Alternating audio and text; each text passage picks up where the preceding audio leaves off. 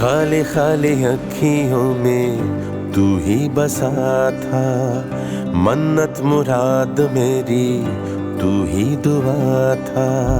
रिश्तों के मान सारे झूठी कहानियां, होती ना आसान रब्बा याद भुलानियां। हो हारा दिल सजना वे, हारा दिल सजना वे, ओ सजना वे।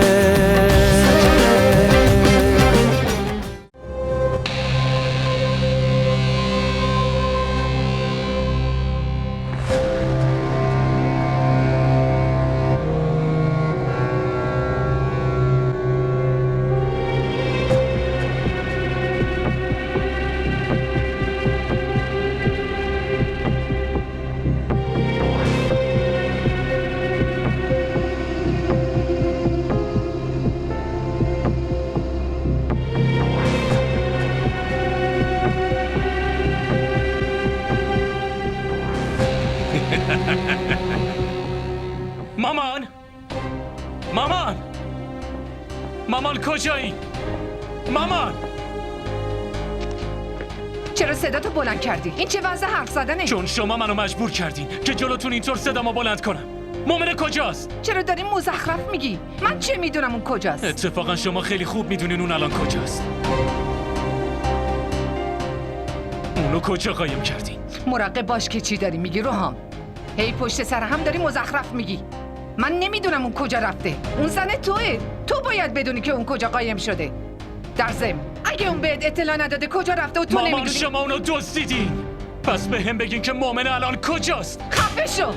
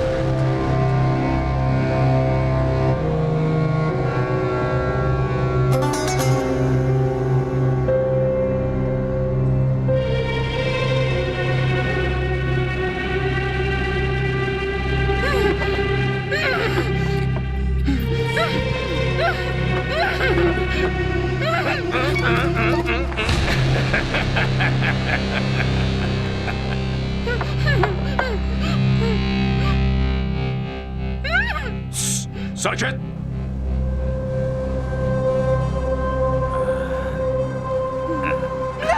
نه تا کی هستی؟ چرا من آوردی اینجا؟ از من چی میخوای؟ کی هستی؟ هم میخواستم تو این وضعیت ببینمت، همین که میخواستم با خواهرت کلی خوش بگذرونم. هر دو کارم انجام میشد اما برنامه عوض شد. این که تو چطور به خودت اجازه دادی منو بیاری اینجا؟ چطور جرأت کردی؟ دست و پامو باز کن، دست و پامو باز کن تا بکشمت. حالا چرا اینقدر عصبانی میشی دختر؟ قبلا که اینطوری نبودی. من زندگی رو برای جهنم میکنم. چرا من آوردی اینجا؟ ازم چی میخوای؟ تو بابای منو کشتی عوضی حالا میخوای جون منو بگیری؟ بهت میگم، همشو بهت میگم. فقط بذار امشب بگذره. فردا صبح که بیدار شدیم خودم همه چی رو برات تعریف میکنم که چرا من تو رو آوردم اینجا.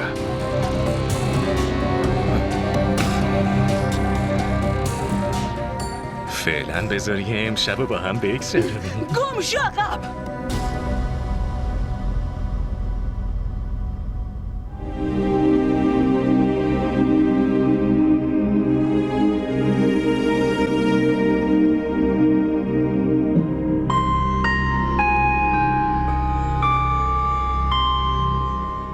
شب داره صبح میشه فراز، ولی هنوز از آبجی هیچ خبری نیست. نمیدونم کجاست و تو چه حالیه. از بس فکر کردم دارم دیوونه میشم. لطفاً یه کاری بکن فراز، تو که دوست آشنا زیاد داری. خواهش میکنم لطفاً. عابد قاسم فرار کرده. خب اون کاملا درست فکر میکنی. اون همینقدر آدم عوضیه. من مطمئنم که اون آبجیمو دزدیده. فراز بریم. باید همین الان بریم کلانتری. اگه دست روی دست بذاریم من مومنه رو پیدا نمی کنم. عابد میفهمی؟ صبر کن، صبور باش، بشین ببینم.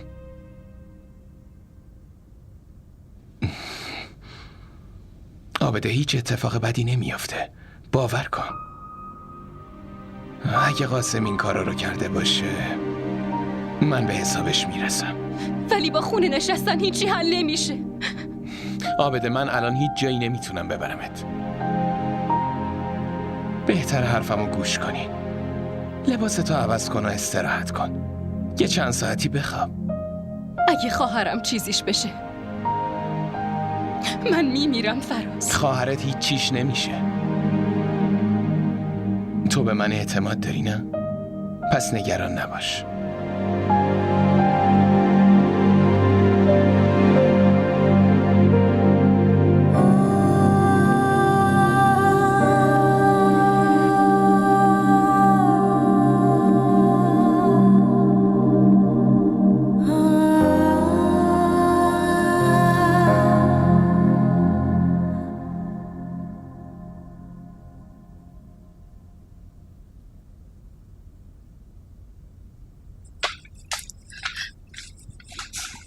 فهیمه، از مومنش خبری نشد؟ و خبری، زنگی، کسی چیزی نگفت؟ خدایا به خیر بگذرون. این چه حال و روزیه؟ نه کسی خبری میده نه کسی حرفی میشنوه. دلم خیلی شور میزنه فهیمه. امشبم که داره صبح میشه. نمیدونم اون دختر بیچاره از کجا دشمن پیدا کرده آخه. نمیدونم. من که فکر میکنم احتمالاً قاسم اونو دزدیده باشه. چی؟ اون که خواهرزادت بود. اون چرا باید این کارو بکنه؟ اول باباشو کشته، حالم که میخواد جون دخترشو بگیره. نمیدونم چیکار میکنه و چرا میکنه، ولی به هم اعتماد کن. اگه یه بار اونو ببینم با دستای خودم اون عوضی رو میکشم. خیلی خوب، بیا بریم. بشین تو پذیرایی با هم حرف بزنیم.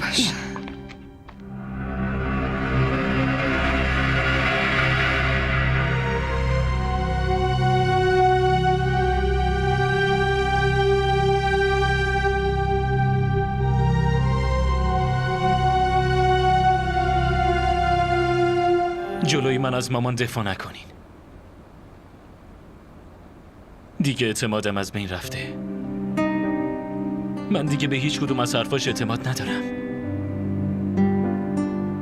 اون منو از درون نابود کرد. مامان به بهونه که دوست داشتن خیلی زیاد زخم عمیقی به پسرش زده که خوب شدنش دیگه ممکن نیست.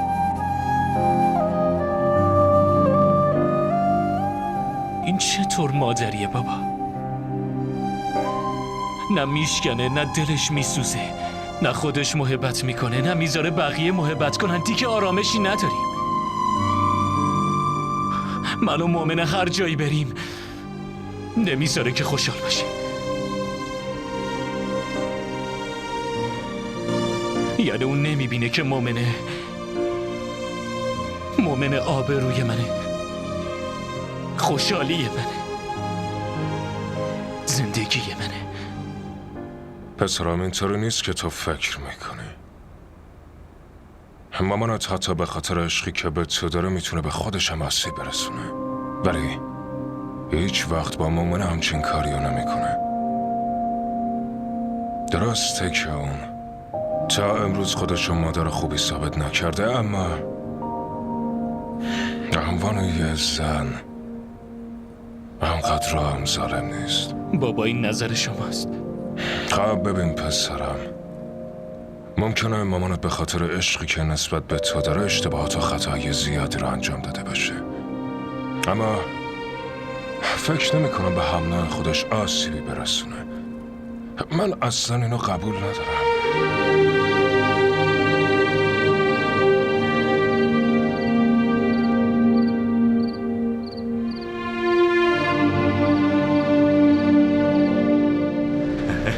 نزدیکم نشو. نزدیکم نشو.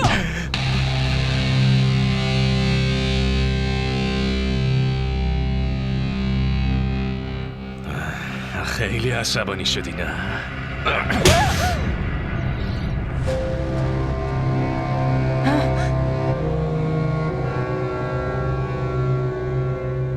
تو آشغال عوضی، آدم بزدل و ترسوی هستی که هیچ کاری نمیتونی بکنی.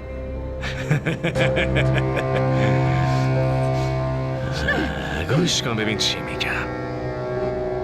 اینطوری با هم دعوا کردن، عصبانی شدن، بد و بیراه گفتن، حتی از من ناراحت شدن، بهتره این کارو نکنی.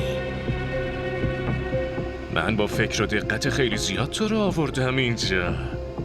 فقط یه خواسته کوچیک منو قبول کن.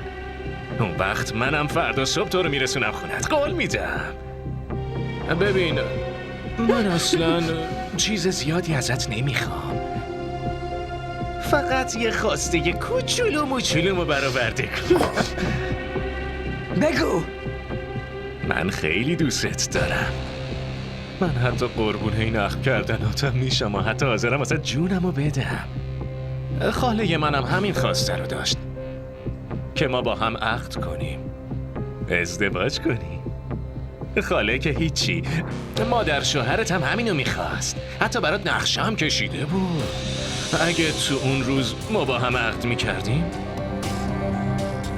تو دیگه الان زن من بودی. به خدا قسم ازدواج کردن با زنی مثل تو زندگی رو لذت بخش میکنه. مزخرفاتتو تموم کن و بگو کارت چیه؟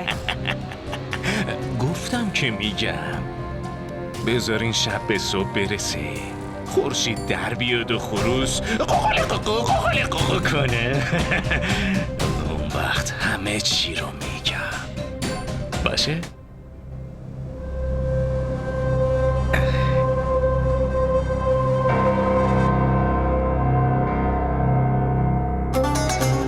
ولی خودمونی ما. عصبی میشی خیلی خوشگل‌تر میشی.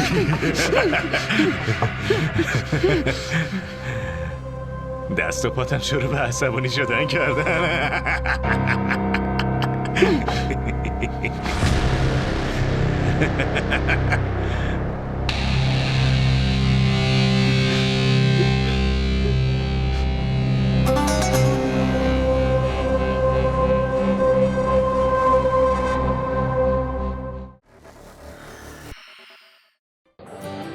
بگو ببینم خوشگله.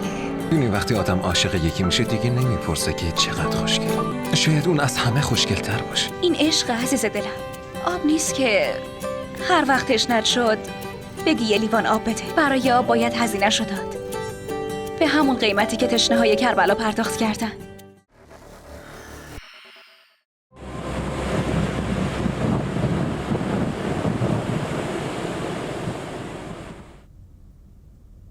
مامان هنوز خوابه؟ الان حال مامان چطوره؟ بهتره. شما با روحام حرف زدین؟ خبری نشد که مؤمن کجاست؟ پلیس داره همه جا رو میگرده، ولی هنوز هیچ خبری ازش نشده. نمیدونم این چه اتفاقی افتاده. منم اول شک کرده بودم، اما با دیدن این حال و روز مامان شکم دیگه از بین رفت. بابا این کار اون پسر است. اون داره با این کار انتقام میگیره، یا حتی ممکنه خالش هم باهاش همکاری داشته باشه. اون شاید بدونه که مؤمن الان کجاست.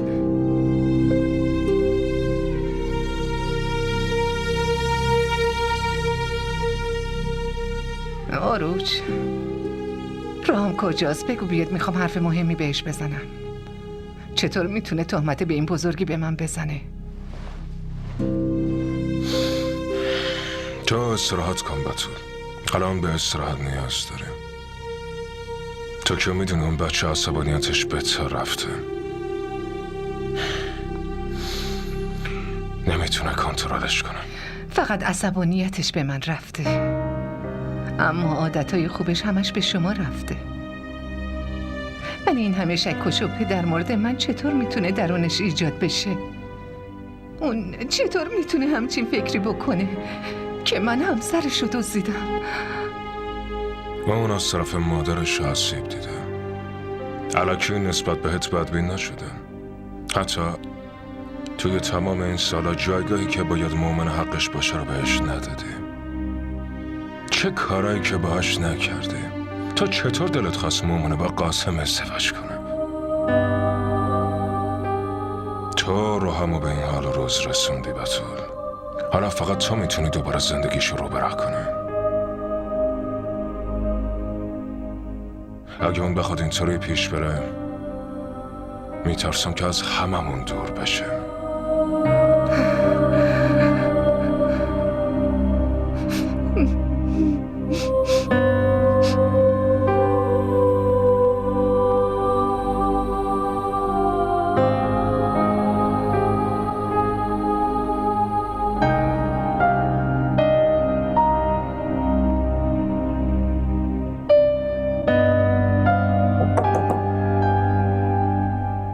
صبح بخیر.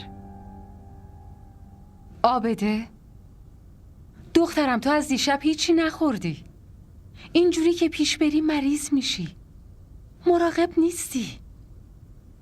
میدونم که الان شرایط سخته، ولی به خاطر مؤمنه هر جور شده باید قوی باشی، وگرنه وقتی برگرده خیلی ازت عصبانی میشه.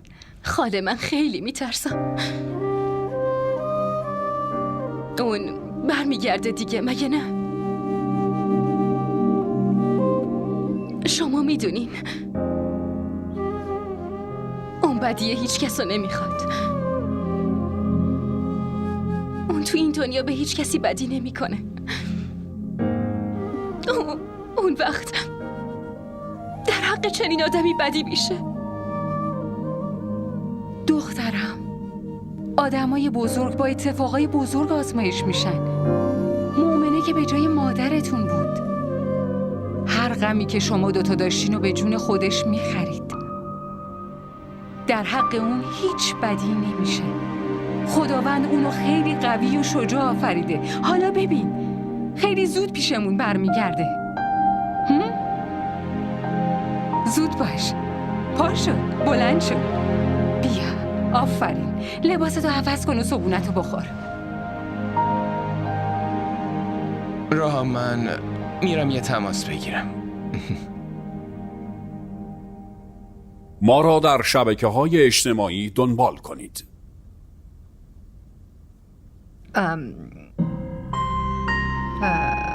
روحام، به نظرت ممکنه مؤمن خودش جایی رفته باشه؟ منظورم اینه که آخه هیچ کسی هیچ خبری ازش نداره. اگه واقعا درست باشه که کسی اونو دزدیده، پس تا الان باید یه تماسی میگرفت، نه؟ تو شهر به این بزرگی مؤمنه بخواد رو بوده بشه؟ به نظر من پشت این کار حتما یه دلیل وجود داره. مامان شما لطفاً برین تو اتاقتون استراحت کنین. شما شدیداً به استراحت نیاز دارین. میگن که بهشت زیر پای مادرانه. نه میخوام باهاتون بیادبی کنم و نه میخوام منکر بهشت بشم. لطفاً از اینجا برین. بعد از روبوده شدنشون بازم لیاقت تو رو داره؟ خیلی سخته. دیگه بین تو و مؤمنه فقط یک شب فاصله نیست پسرم، بلکه تو یک شب آدم ممکنه تغییرات زیادی بکنه. کافیه مامان. اگه در مورد مؤمنه یک کلمه دیگه بگین من خودمو میکشم. مگه مؤمنه چی داره که تو بر علیه اون یک کلمه هم نمیتونی تحمل کنی، ولی بر علیه مامانت هر چی دلت خواست میتونی به زبون بیاری؟ من برات همیشه میمونم، نه مؤمنه. بهت گفته بودم این اتفاقا نتیجهش خوب نیست. حالا وایسا و ببین. من بهتون توهین میکنم؟ پس لطفاً چیزی نگین.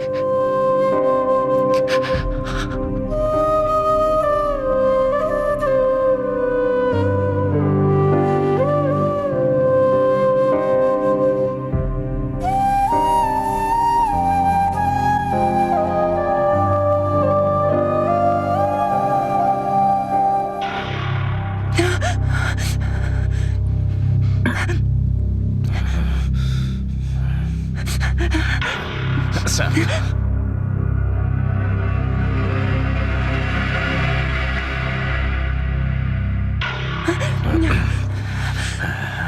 اینم تموم شد.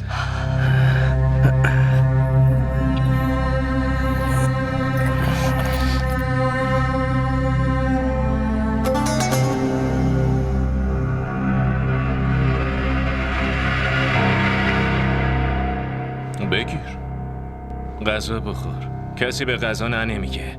اینطوری گرسنه و تشنه میخوای اینجا بشینی که چی رو ثابت کنی؟ به ضرر خودته ها. راستش اینو میدونی من دخترای سالم و تندرست رو دوست دارم. لازم نکرده تو دلت برای من بسوزه. ضرر و منفعت منو بذار پیش خودم بمونه. تو به ضرر خودت فکر کن که بعد از این کارات قراره باهاش رو بشی.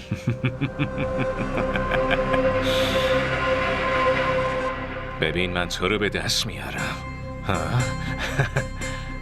چی با خودت فکر میکنی؟ فقط کافیه چند روز تو رو اینجا پیش خودم نگه دارم، اون وقت به نظرت اون شوهرت میاد دوباره تو رو بگیره؟ واقعا این فکر رو کردی؟ اینقدر مزخرف نگو. تا وقتی من زنده ام هیچ وقت اجازه نمیدم چنین اتفاقی بیفته. چقدر تو ساده ای.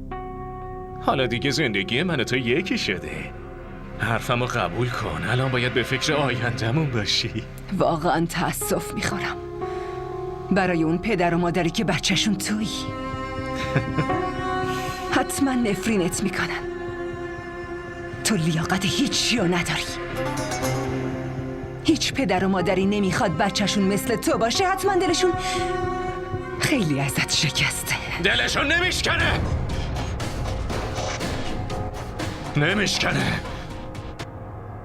اونا حتی یادشون نیست که یه پسری دارن. دعا و نفرین پدر و مادر برای آدمایی مثل توه که هم بهتون محبت میکنن و هم کنارتونن، نه برای همسر من. تو چی فکر میکنی؟ که با این کارایی که داری میکنی روحام از من دور میشه؟ آره همینو میخوام. من عاشقت شدم. ازت خوشم اومده. آخه میدونی دخترای قوی و محکمی مثل تو یه چیز دیگه. زندگی کردن با همچین آدمایی خیلی لذت داره. برای آدمایی مثل تو خونه نه بلکه زندان وجود داره. نمیتونی نجات پیدا کنی. برای نجات از همین زندان این کارا رو کردم و تو منو از زندان نجات میدی ها؟ بجام آفرین غذاتو بخور. همه چیو بهت میگم بخور. نمیخورم.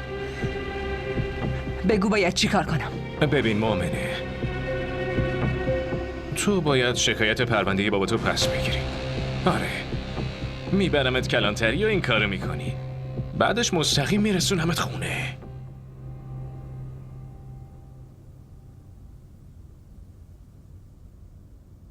الو آبده، ببینم تو کجا موندی دختر؟ محض رضای خدا بیا خونه. سمی از بس گریه کرد هلاک شد.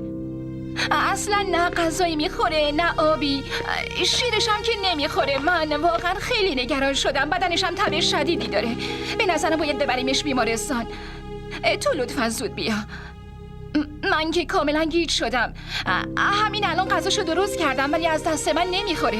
آره زود بیا. این مزخرفاتو تموم کن.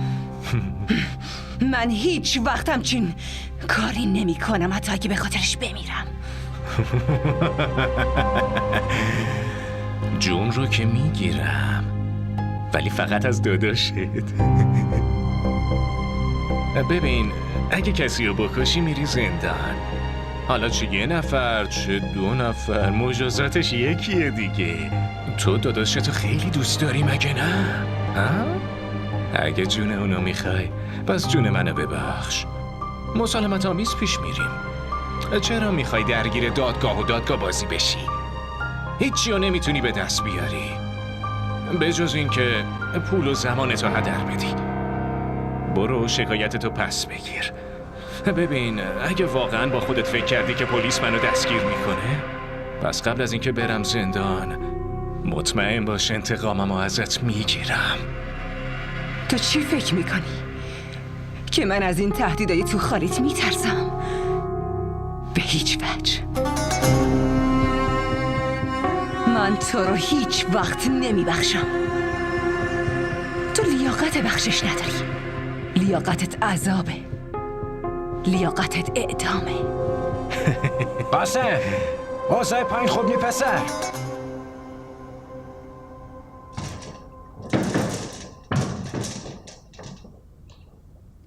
داداش روحام، حال سمی خیلی بد شده. دارم میبرمش بیمارستان. آره داداش روحام، از آبجی خبری نشد. ای خدا، ای آمیدن چه رنگ روی بچه پریده. باشه بریم. داداش روحام، ما داریم میریم بیمارستان. بگو زود بیاد بیمارستان. شما هم بیاین اونجا. خدای سمی اون پسر بیشور باز رفت یه دسته گلی به آب بده. این دسته گل آب دادنای این پسر یه روزی به فنامون میده. حالا چیکار کنیم ها؟ بریم یه کاریش میکنم.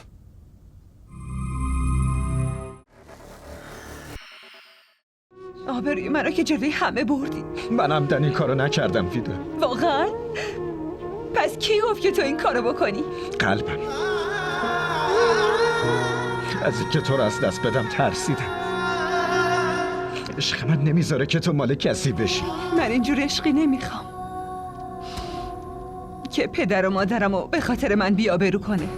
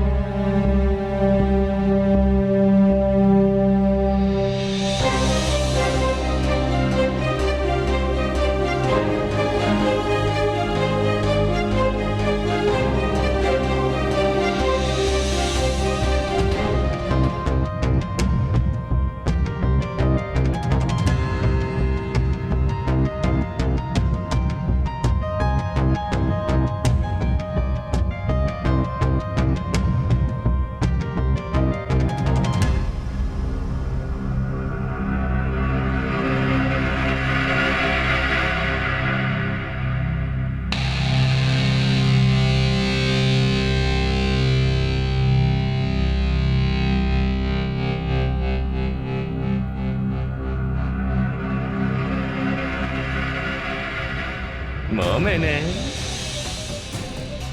مؤمنه؟ مؤمنه؟ مؤمنه؟ کجا رفتی؟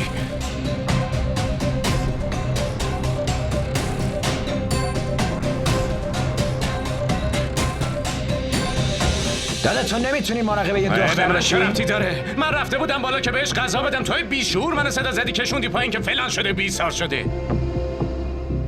چرا وایسادی منو نگاه میکنی؟ خبر پیداش کن.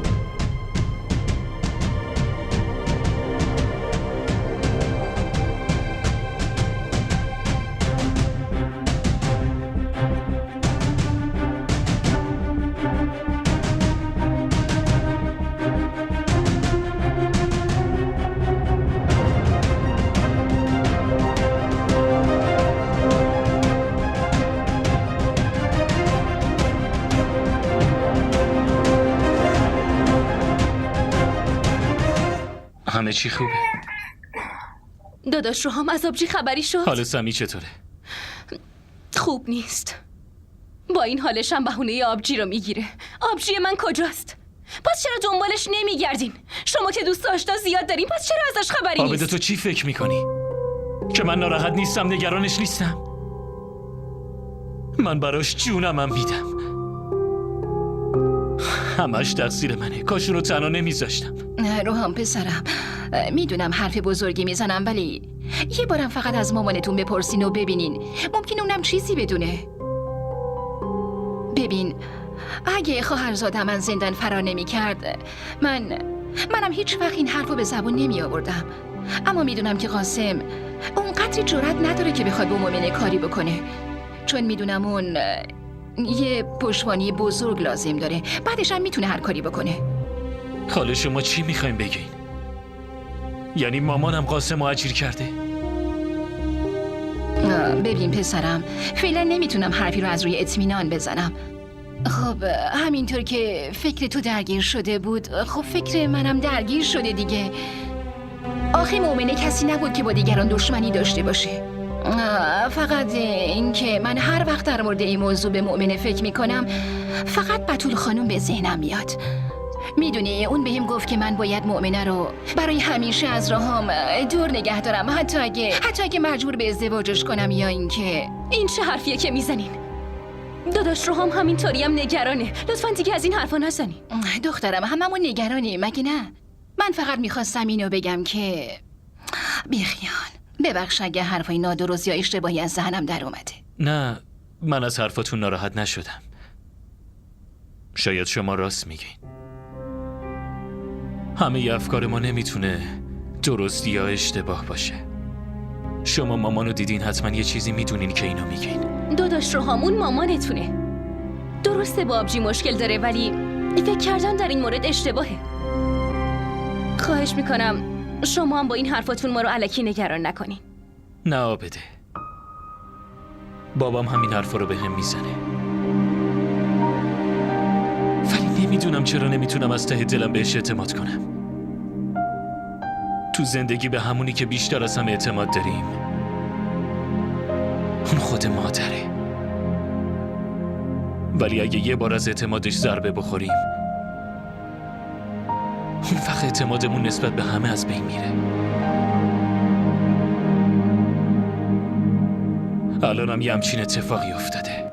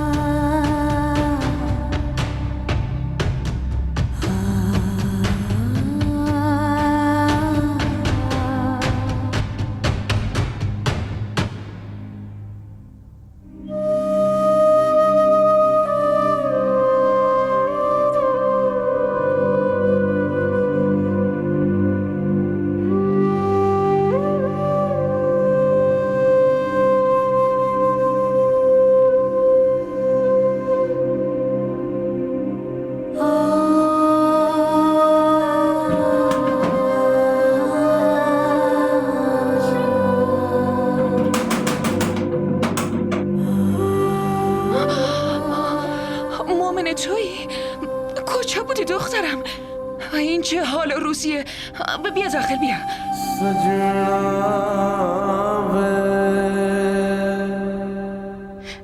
داداش روحام، آبجی برگشته خونه. برگشت؟ چطوری؟ با کی؟ من میرم ببینمش. منم باهاتون میام لطفا. نه تو اینجا پیش سمی بمون، من دوباره برمیگردم. باشه. ما را در شبکه‌های اجتماعی دنبال کنید. پاهات چطور زخمی شدن؟ اینو که بهت گفتم، پا به رهنه فرار کردم. تو چت شده؟ چرا اینقدر ساکتی؟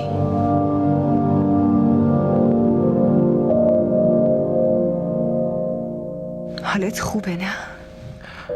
من که خوبم، ولی تو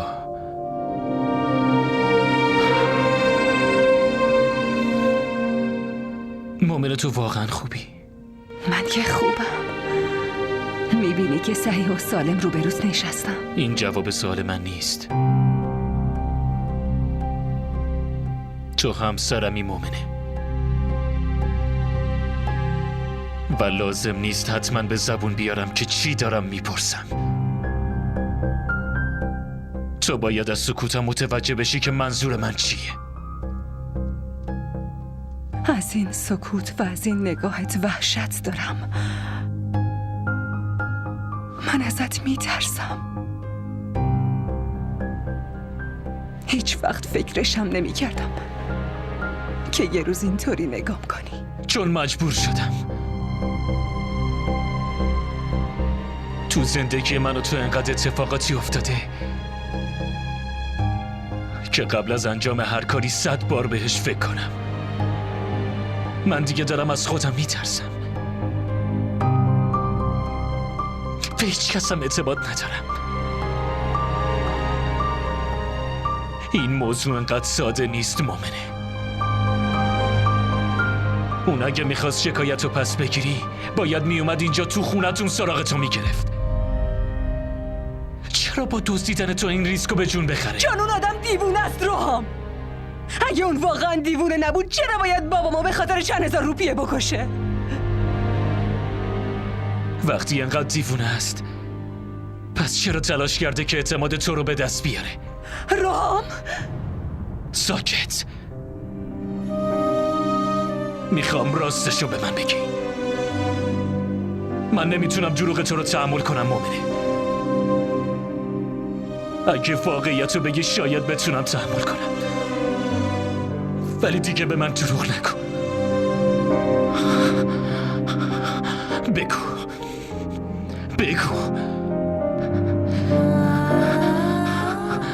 یعنی اون با تو کار اشتباهی که رام بس کن. بس. اگه میدونستم که وقتی میام خونه تو از من مدرک پاکی و بیگناهیمو میخوای پس حتما با خودم میآوردم.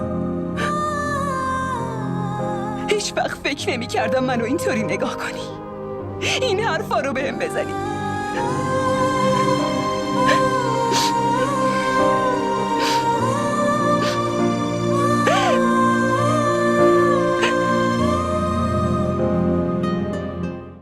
که از نظر من توهم بود.